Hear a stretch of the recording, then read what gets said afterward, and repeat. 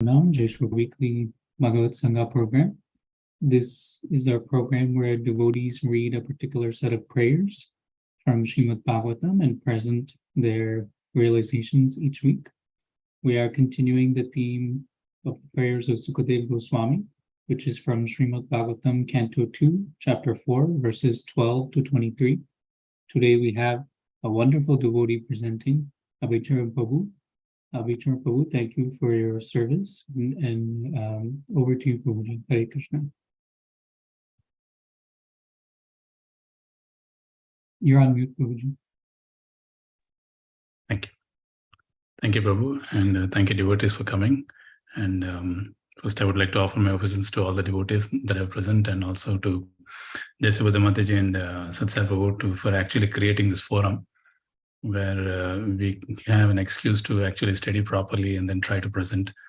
And thanks, Prashant Prabhu, for coordinating this. You're doing a wonderful service, actually making sure that people are true to their promise and following up.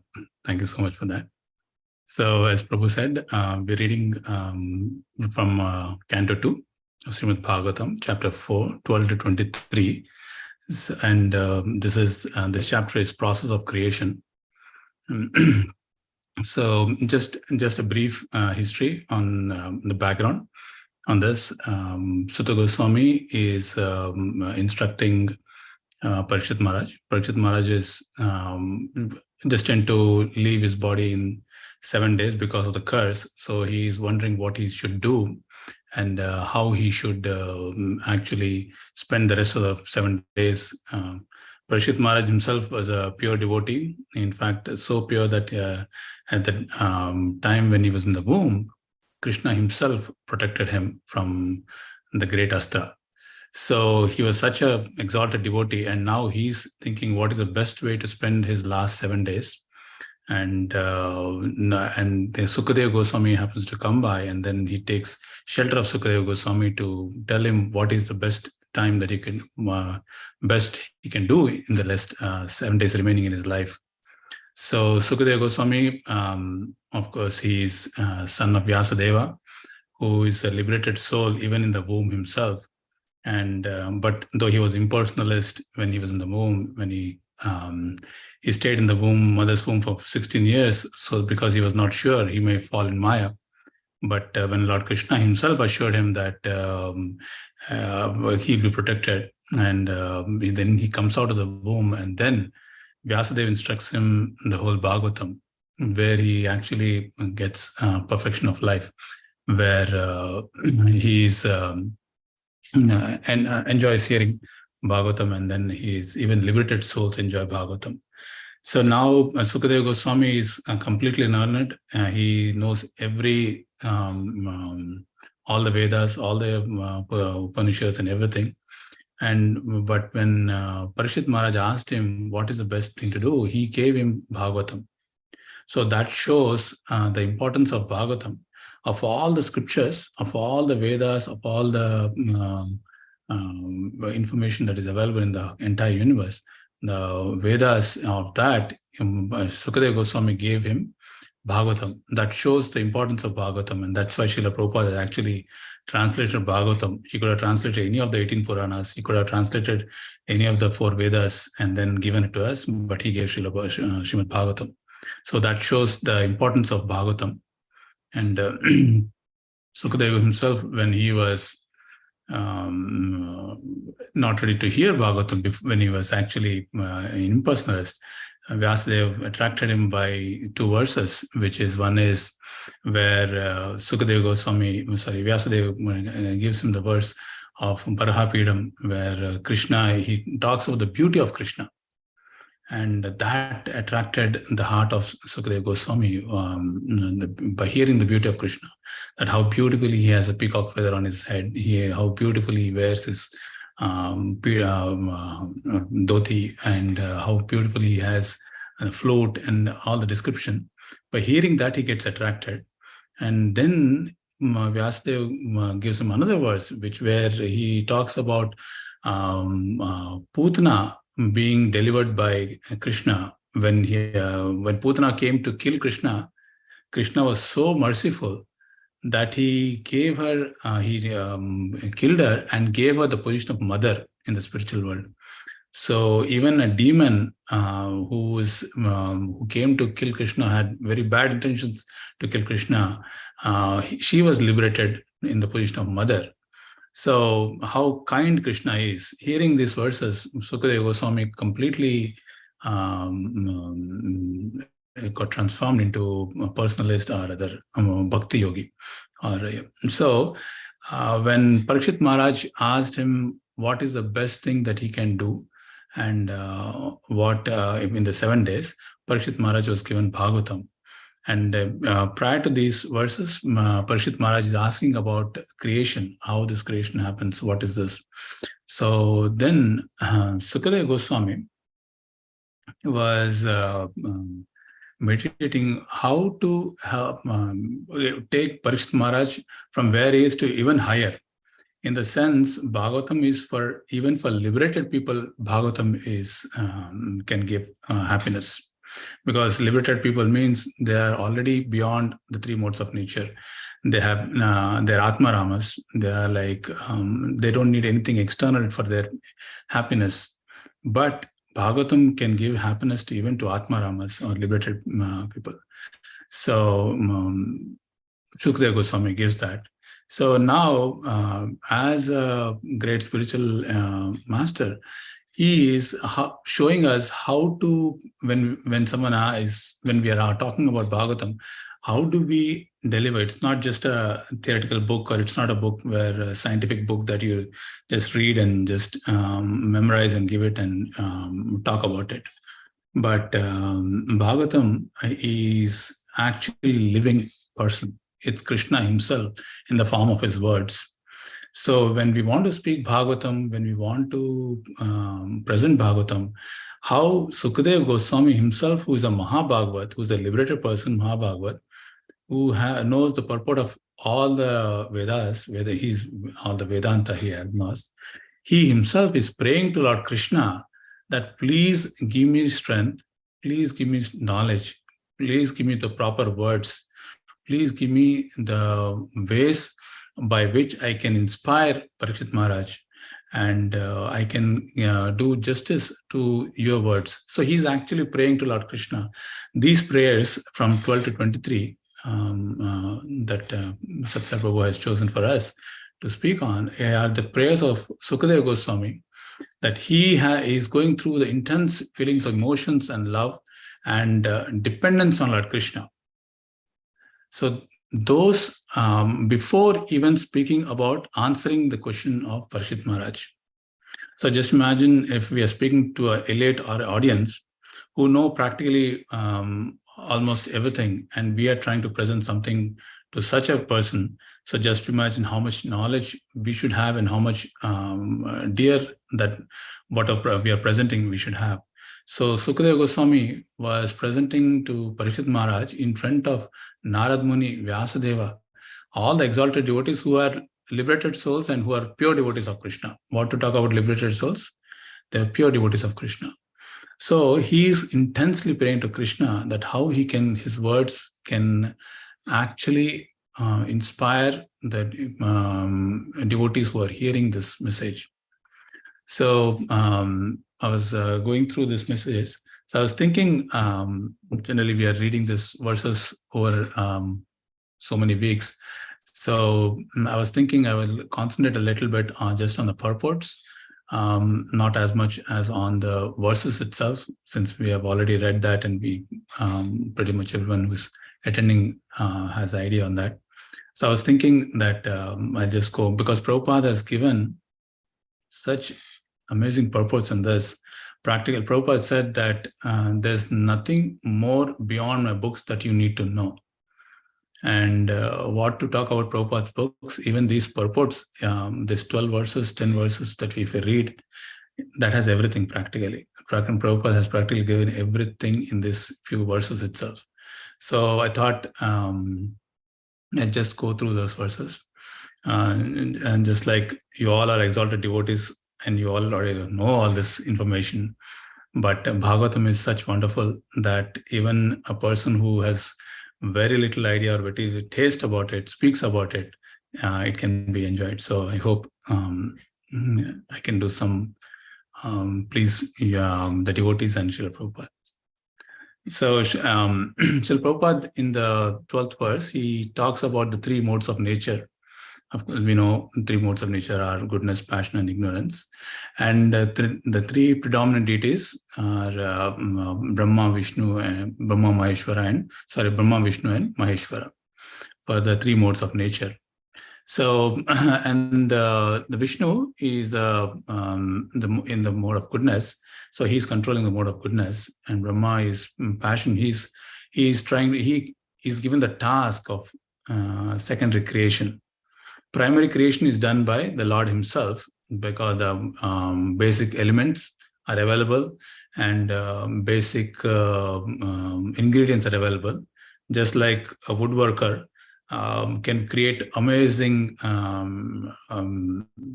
picture or other idols or some woodworks, but he still needs wood, which is given by the nature, which cannot be created. Similarly, Brahma is also a secondary creator, and he is creating given the material elements. So Krishna is a source of all this, all the three good avatars, which is Brahma, Maheshwara, and Brahma, Vishnu, and Maheshwara. So Krishna is the Parama Puruman or Purushottama, who is the source of all them. Ishvara Parama Krishna, Satchidananda Vikra, Anadir Adir Govinda, Sarva Karna Karna. So Krishna is the source of everything. In Srila Prabhupada writes or quotes from the verse where he said, Anupalaksha Vartamane, the Lord is inconceivable and he can only be achieved through Bhakti Yoga. Bhaktya Mam Abhijanati, there is no other way. Only by devotion, only by devotional service can one understand Krishna. So that is the means to understand the inconceivable Lord, who is Krishna himself. So Krishna is the source of both material and spiritual, and he's complete, he's Akhila. And Khila means inferior, and Akhila means complete or superior. So Krishna is the source of both inferior nature, that is material world, and the spiritual world. So that's important because Vishnu Tattva is the truth, or Vishnu category is all the Vishnus are expansions of Krishna. And Krishna is the source of all the Vishnus and whole nature, all the material world and the spiritual world. So it's important to understand that the Lord is not, though material universe is the creation of the Lord, he is not subject under the laws of the nature. So that's an important point where we understand that Krishna is beyond the modes of nature. He's beyond anything and everything. He's the source of everything. Sometimes people think that God is light. Of course, God is everything in that sense that God is the source of everything. In that sense, light is his energy. But when we say just God is just some lights, it's not true. Lord is the source of the light, which is Brahmajyoti. Brahmajyoti is the effulgence of the Lord, which emanates from the Lord and which spreads the entire creation. And the entire creation is in this Brahmajyoti.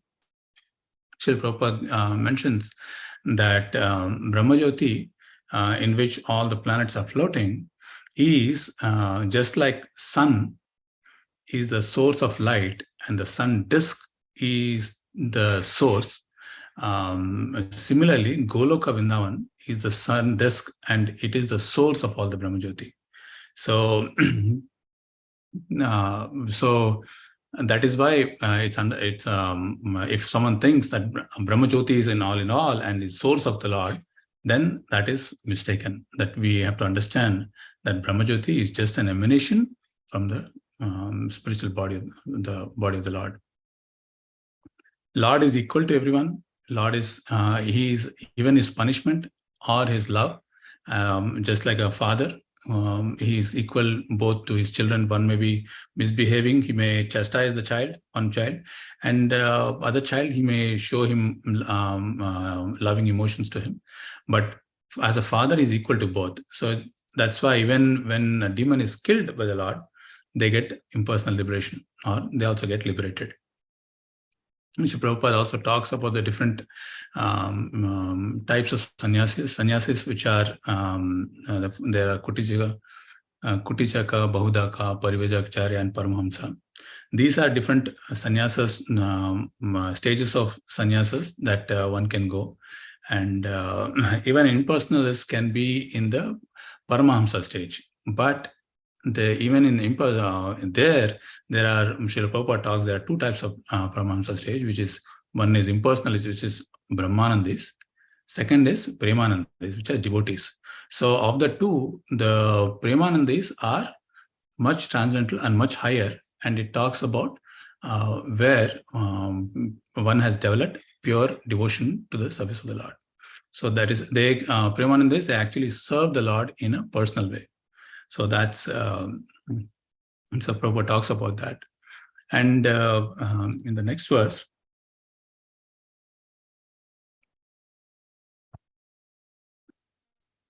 Prabhupada talks about how impersonalism, how a devotee and impersonalist differ.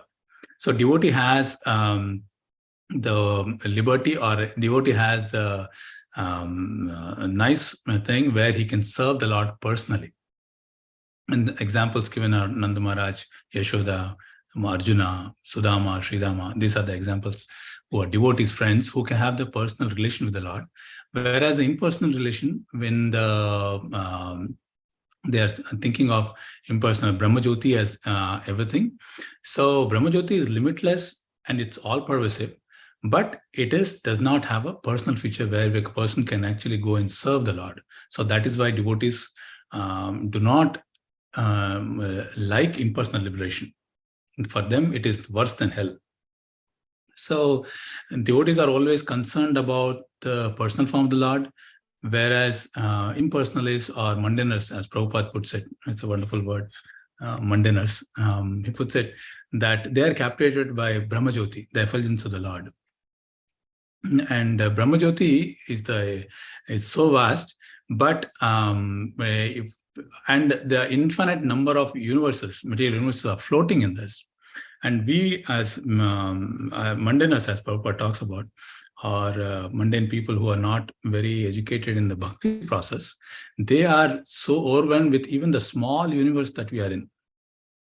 And that reminds me that even the small universe, in fact, if you see the whole universe, even the scientists admit that we know only 5% of the visible universe. Of the universe, only 5% is visible, or something which is visible. I'm not saying just through the senses that we can see. We're talking about infrared rays, we're talking about X-rays, gamma rays, all the different radio waves, electronic waves, or gravity. These are different ways which we can perceive through our different senses or through our instruments. That's only constitutes 5% of it. The rest of the 98%, which is 68% dark energy and 27% dark matter. This is unknown to the human being, even to the most learned scientists on this planet. So we are talking about a universe which is a mustard seed in a bag of mustard seeds. Of that, only 5% is what we can even conceive of. And of that 5%, probably 95% we don't know how everything works. But even in that 5% of the 5% that we know, that we are thinking that we are great. So whereas scriptures give us that this universe is the gravitational force that which is binding everything is the energy of Lord Balarama in the form of Adishesha. And it's mentioned that the universe is just a mustard on the hoods of Adishesha. So he doesn't even know such a thing exists on his head. So he's that's the position of the Lord. But so coming back to the Brahmajyoti and the devotee and the mundaner. So this small universe we are struggling to understand, and we try to think of we are greater than God. So that is the most. That is why it is called madness. When a person is mad, he doesn't understand that this is God is infinite practically. So those who are baffled by the dazzling, they cannot understand the Lord. So for them, one has to come to the position of Krishna consciousness to actually understand Krishna. So Sukhdev Goswami goes on to talk about how we can attract the mercy of the Lord by glorification, by remembrance, by audience, by prayers, hearing, and worship. Some small acronym GRAPH W it comes to glorification, remembrance, audience, prayers, hearing, and worship. These are the different ways by which we can actually worship the Lord. And Srila Prabhupada talks about in the purport where he says that we don't have to be disappointed that we cannot see the Lord directly, but we can, just by glorifying the Lord, thinking of the Lord, or if we chant the names of the Lord, we can have the direct association of the Lord. It's not that we have to actually go and see the Lord. By chanting the names of the Lord, we're actually seeing the Lord. So the process given by Srila Prabhupada or the scriptures is the 9 process, the Shravana, Kirtana, Smarana, Vandana. These 9 process, if we follow, then we can clearly and wonderfully understand the Lord and directly be in touch with the Lord. As Srila Prabhupada says, even the very sound of the holy name of the Lord Krishna or Rama can at once surcharge the atmosphere spiritually. So we have that liberty to just chant the names of the Lord and actually have Lord's attention or association directly. And also, if there is confidential knowledge, there is more confidential knowledge, and there's most confidential knowledge.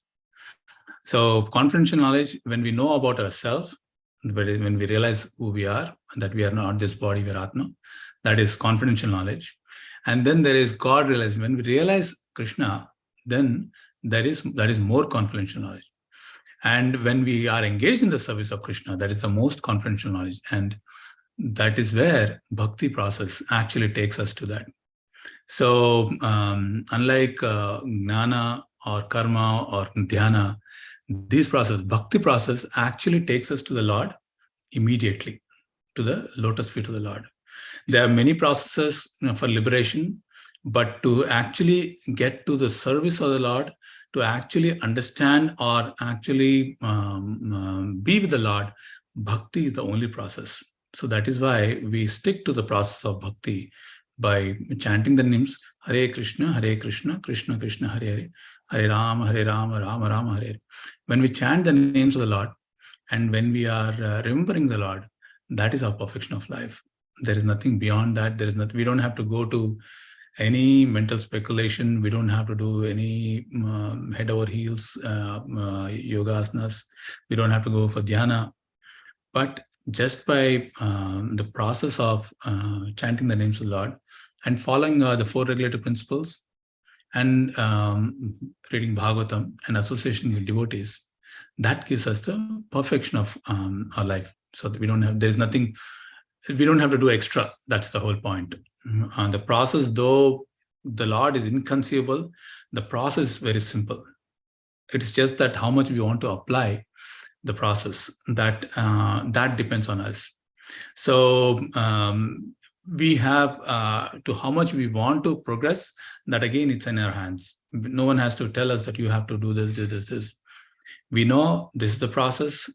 Just follow the process.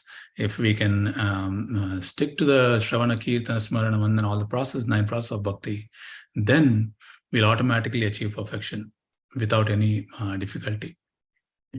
And also, there's one nice point that Srila Prabhupada makes.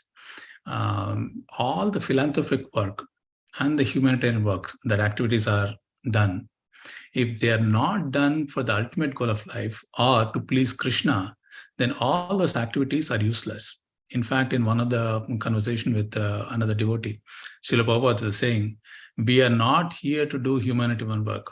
That is not our goal. Our goal is to do humanitarian work so that we can help people come closer to Krishna or become devotees of Krishna. That is the purpose of any activity. Humanitarian work or philanthropic work in itself is got no meaning if it is not connected to Krishna, if it is not used in the service of Krishna. That is the purpose of our life. Basically, that's the human life. Just having a nice house or helping someone to have a nice house or nice food or a nice shelter, that doesn't solve the problem. It only helps us stay longer in this material world, which is not the purpose of our life. Our purpose of our life is to actually get out of this material cycle of birth and death. And that is what Parishit Maharaj is also asking Sukhdev Goswami, what should I do? What should I do in these 7 days? So, and also Srila Prabhupada talks about personal selfishness and extended selfishness. Practically, there is no difference. He says, personal selfishness means to gratify my senses, and external selfishness means to gratify with the senses of our extended family, friends, country, world, humanity. That's all, even go up to the whole universe. That is extended selfishness. So here Prabhupada gives the example. A thief can be stealing either for himself or for the family. Still he'll be caught. So this material world is a property of Krishna. So if this property or the energy of Krishna, if it is not used in the service of Krishna, then we are no better than thieves. So that is why we are supposed to use all this in the service of Krishna. So that is for the human beings. That's why Varnashrama Dharma is given, so that we can contain ourselves properly, maintain ourselves properly, so that we can eventually come to Krishna consciousness. That is, Varnashrama Dharma is given in the scriptures, so to engage a person to gradually elevate the person to Krishna consciousness. But for a devotee, he doesn't have to go through all this step-by-step process. A bhakti yogi can directly come to Krishna consciousness without much effort, just by remembering Krishna. And that reminds me, Srila Prabhupada in one place he mentioned that all these people are struggling so hard to become liberated and everything, but we as devotees are just eating Krishna Prasadam and going back to Godhead. So he said, how much easier this process can be. What more you need? Just eat nice prasadam, go back home, back to Godhead. The process cannot be easier than that. So, so the point I'm driving to is the process of Krishna consciousness or bhakti yoga is actually very simple, but at the same time could be very difficult because of our crooked nature. So if we can come to consciousness which is pure, and if we are sincerely trying to please the Lord, then this process is very easy, because the Lord is in our heart. As Paramatma, he can actually inspire us to follow the process of bhakti yoga.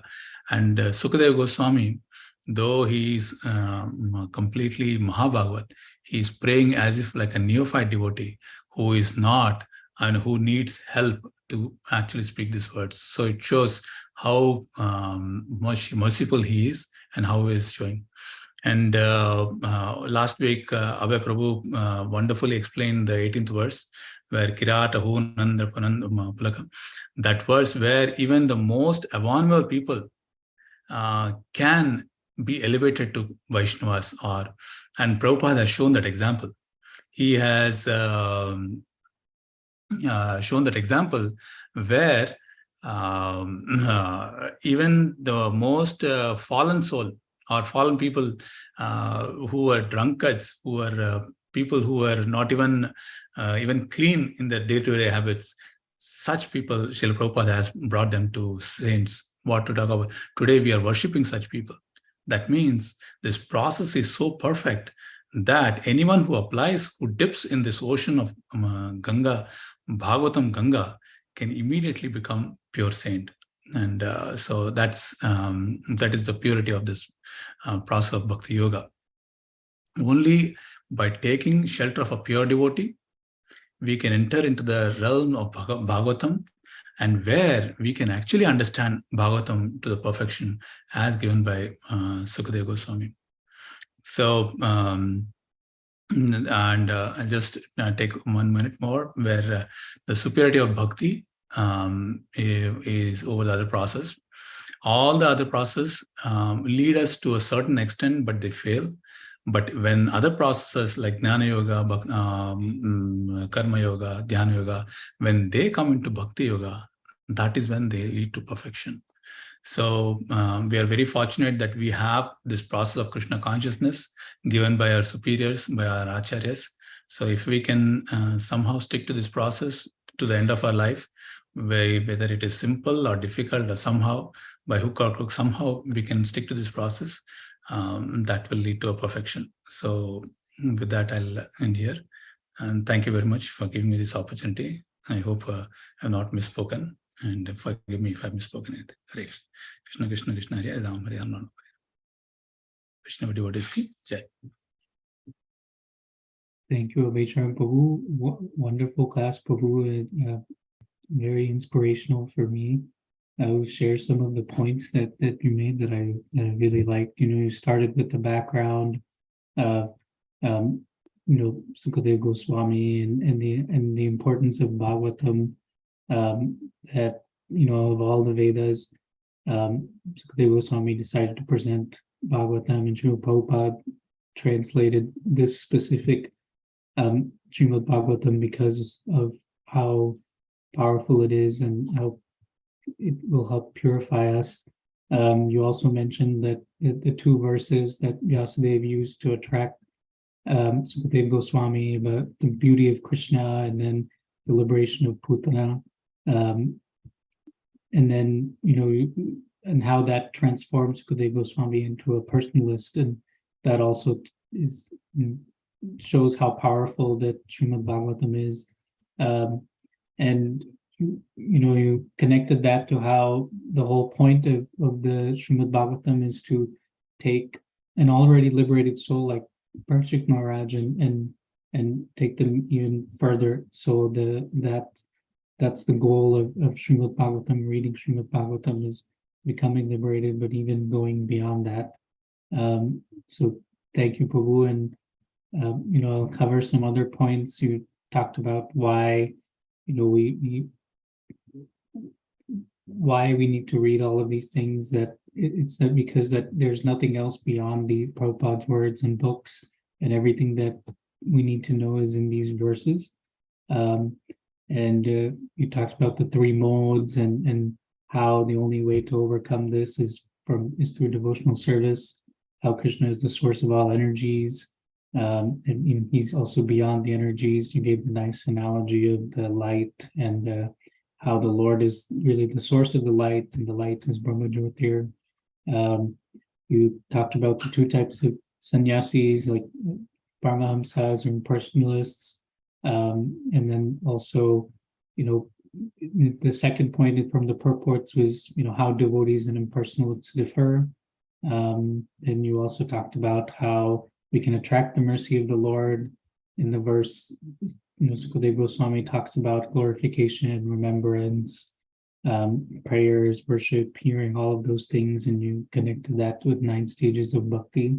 And finally, the last few points I really liked are, you talked about how really the process is simple, but the transformation and purification that happens within ourselves depends on how much we want to please Krishna.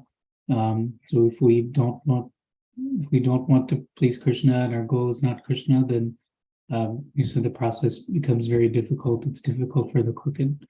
So and ultimately, right, the process is simple.